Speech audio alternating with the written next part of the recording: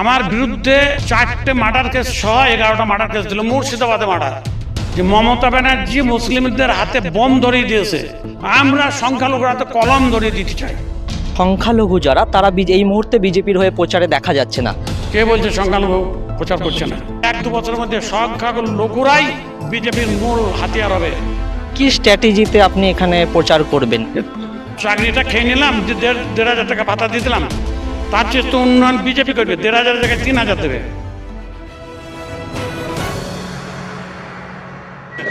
আমার সঙ্গে যিনি রয়েছেন তিনি মনিরুল ইসলাম।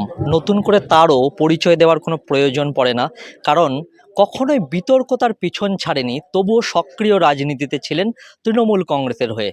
এবার তিনি বিজেপিতে যোগ দিয়ে বিজেপির হয়ে প্রচারে এসছেন লাভপুরে। দীর্ঘদিন পর তিনি লাভপুরের মাটিতে পা দিয়েছেন। প্রথমেই একটা স্পষ্ট প্রশ্ন, রাজনীতি থেকে সন্ন্যাস নিয়েছিলেন কেন, বা এতদিন গা ঢাকা দিয়েছিলেন কেন? আমি গা ঢাকা দিইনি, সন্ন্যাসও নিইনি। আমার 2017 সাল থেকে, 17 সালে আমি প্রচণ্ড অসুস্থ হয়ে পড়ি। বোম্বে লীলাবতী হাসপাতালে আমার গোটা স্প্লিনটা বাদ দিতে হয়েছে। তারপর 2বার হার্ট অপারেশন হয়েছে, আর পেটে বা এই জাং থেকে আরম্ভ করে 12টা টোটাল অপারেশন। কানে তো দাগ দেখালাম, মাথায় 2টো অপারেশন। আমি যে কোনো অ্যাবনর্মাল হয়নি, বা 1.5 থেকে 2 বছর আমি বিছানাতে প্রস্রাব পায়খানা করেছি। বোম্বেতে ছিলাম চিকিৎসার জন্য লীলাবতীতে। তাহলে আমার অসন্ন্যাস নেওয়ার ব্যাপার নেই, আমার শারীরিক। তারপরে আমার বিরুদ্ধে 4টে মার্ডার কেস সহ 11টা মার্ডার কেস দিল। মুর্শিদাবাদে মার্ডার। কোন সময় এটা? এইটা মাঝে 19-20 সালে। তার কদিন পরে হার্ট অপারেশন হলো। আর কি হলো, হাইকোর্ট থেকে আমার ভয়ে, ওরা ভাবলে সুস্থ হয়েছে চলে আসবে, হাইকোর্ট থেকে অর্ডার করলো লাভপুর ঢোকাটা বন্ধ করলো। কোন পাওয়ারে একজনকে হাইকোর্ট থেকে এসে পাওয়া আছে? এখন আমি ওই অর্ডারকে খারিজ করে এখন আর এটা নেই। দেখুন, আর একটা জিনিস আমি দেখাবো, আমার কাছে আছে কপি। হাইকোর্ট এত বিরক্ত হয়েছে, এই লোকটাকে কেস দিয়ে দিচ্ছে, তো হাসপাতালে তো তখন অর্ডার দিয়ে দিলে যেকে কোনো কেস পুরনো দিতে হবে না। যদি এর বিরুদ্ধে যদি কোনো কেস দেয়, 10 দিন আগে একে জানাইতে হবে।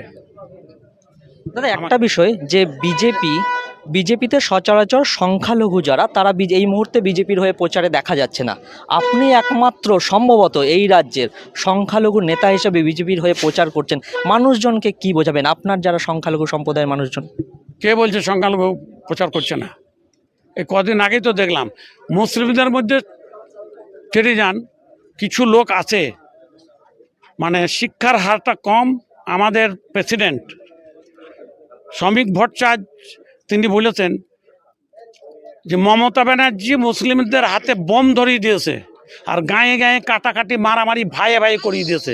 উন্নয়ন কিছু করেনি। সংখ্যালঘুর নামে ঘর এসছে, তারা জানে না, নেতারা ভোগ করে নিয়েছে। মুসলিমদের উন্নয়ন বলতে হয়েছে, হ্যাঁ বোমের উন্নয়ন হয়েছে, গায়ে গায়ে মারামারি উন্নয়ন হয়েছে, তাদের গুন্ডা তোলাবাজ বানিয়েছে। এই জায়গাতে বিজেপির একটা লড়াই আছে। এখানে শ্রমিক ভট্টাচার্য খোলামেলা বলেছে, আমরা সংখ্যালঘুর হাতে কলম ধরিয়ে দিতে চাই। আর যেটা ভুল বোঝাইছে, একটা এসআইআর শেষ হলে যে পদ্ধতিতে একটা ভারতীয় মুসলিম বলতে পারবে না, দেখাইতে পারবে না যে তার নামটা কাটা গিয়েছে। এটা দায়িত্ব নিয়ে বলছি। তাহলে এই কথাগুলো মুসলিমদেরকে বোঝানোর দরকার আছে। যেটা লাভপুরের ক্ষেত্রে হয়েছে, এটা তার ভোটে প্রতিফলিত হবে। একটা প্রশ্ন কিন্তু সবার মনে, সেটা হলো একদা অনুব্রত মণ্ডল অত্যন্ত ঘনিষ্ঠ হিসেবে পরিচয়, তো কি এমন হলো অনুব্রতর সাথে এই দূরত্ব বাড়লো? কি হয়েছিল ঠিক সেই দিন? অনুব্রতর সাথে দূরত্ব বাড়ার তো কথা নাই, ওই কথাগুলো পরে বলা হবে। ও এখন এই ভোটের সময় ওর কুৎসা করবে, আমি এখন করবো না। ডিটেলস ঘটনা মানুষ জানে, আর আমি জানাবো। একটা সময় আপনি ফরওয়ার্ড ব্লক করতেন। অভিজিৎ সিংহ, রানা সিংহ এখানকার বিধায়ক, তিনিও ফরওয়ার্ড ব্লকে ছিলেন। আজ তিনি তৃণমূলের প্রার্থী, তাকে কিভাবে টেক্কা দেবেন? ফরওয়ার্ড ব্লকটা তো আমি করিনি। এই লাভপুরের বুকে সিপিএমের অত্যাচারে তখন আমরা একটা টিম তৈরি হয়েছিল, ফরওয়ার্ড ব্লক, কংগ্রেস, এই আমার লাভপুর ব্লকের ক্ষেত্রে বিজেপি আর তৃণমূল, চারটে দল মিলে একজোট হয়ে সিপিএমের মধ্যে লড়াই করে আমরা 6টা পঞ্চায়েত দখল করেছিলাম। সেই জোটে হাকুও ছিল, আমরা সবাই ছিলাম। 6টা পঞ্চায়েত দখল করে লাভপুরে সিপিএমকে ঘর ঢুকিয়েছিলাম।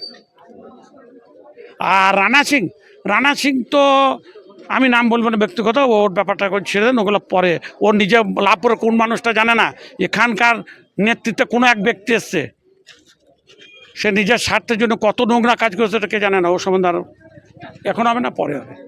কি স্ট্র্যাটেজিতে আপনি এখানে প্রচার করবেন? এ তো গোপন। লিড পাবেন 100%। এত কনফিডেন্স কিভাবে? মানুষ আমি জানি না, আমি এসছি দেখছেন এখানে কিভাবে লোক দাঁড়িয়ে আছে, আবার আসার পর বলছে প্রায় 100 লোক আবার জমা হয়েছে লাভপুরে। আপনি অ্যাডভান্স ঢুকলেন কেন? আমি তো তোমাদের কথা দিইনি, ওরা এখানকার লোক রটিয়েছে। আমি বলেছি আপনাদের যে আমি আসছি, তবে তো আমি আসবে এটা তো বলতেই হয়। এই যে সমাগম, এরা কত দূর থেকে চলুন। বিজেপির সংখ্যালঘু নেতা বীরভূমে মানে আপনিই মনে হয় সম্ভবত একমাত্র। না আর আছে। এবার ভোটের পর দেখতে পাবেন যারা গোপনে কাজ করছে সংখ্যালঘুরা। আর বেশি দিন না, 1-2 বছরের মধ্যে সংখ্যালঘুরাই বিজেপির মূল হাতিয়ার হবে। কেন এরা অত্যাচারিত, এরা বঞ্চিত, এরা লাঞ্ছিত, এরা ভাই ভাই খুনোখুনি হয়েছে কয়েকজনের চক্রান্তে। সেই চক্রান্ত আস্তে আস্তে বুঝছে ওরা। জয় শ্রীরাম স্লোগান উঠছে, ভারত মাতার জয় স্লোগান উঠছে, কিভাবে দেখছেন? কোরআন শরীফের একটা আয়াত আছে, যে আয়াতে তোমার ধর্ম তোমার জন্য, আমার ধর্ম আমার জন্য, তুমি অপরের ধর্মকে গালি দেবে না, সম্মান করবে। তাহলে এটা কি বোঝায়? তা দুর্গা পূজা করবে হিন্দুরা, মুসলমান মসজিদে নামাজ পড়বে, তা সেখানে কোন বিজেপি বলেছে নামাজটা পড়তে পারবে না? এটা অপপ্রচার করে মানুষকে বিভ্রান্ত করে সংখ্যালঘুর ভোট ব্যাংকে ব্যবহার করার জন্য। দাদা, এই মুহূর্তে বীরভূম জেলা অনুব্রত মণ্ডল ও কাজল শেখের গড় হিসেবে পরিচিত। মনিরুল ইসলাম কতটা প্রভাব ফেলতে পারবে এই গড়ে? মনিরুল ইসলাম কোনো প্রভাব ফেলতে পারবে না। বিজেপি দল প্রভাব ফেলবে, বিজেপি দল সরকারে আসবে, খালি সময়ের অপেক্ষা। ওদের কাছে, অনেকের কাছে, তাদের কাছে ব্যক্তি অনেক কিছু, আমাদের কাছে দল অনেক কিছু। প্রচারে বিজেপি প্রার্থীর হয়ে বেরোবেন শুধু কি লাভপুরে নাকি জেলার সর্বত্র? দল যেখানে দায়িত্ব দেবে সেখানে, জেলার বাইরেও দিতে পারে, দল যেখানে দেবে সেখানে। তো আপনি কেন এই বিধানসভা থেকে টিকিট নিলেন না বা চাইলেন না, নাকি চেয়েছিলেন? না আমি আর তো ওই সব দিক দিয়ে আমি এলাকার লোকের সাথে, আমি এখানে যেমন এখন থেকে যতদিন বাঁচি কমপক্ষে সপ্তাহে 6 দিন আমি এখানে থাকবো। আমাদের পরিবার তো এখানে উন্নয়নের সাথে আঙ্গাঙ্গিকভাবে জড়িত। এখানে যিনি বিদায়ী বিধায়ক অভিজিৎ সিংহ বলছেন উন্নয়নের নিরিখে ভোট হবে।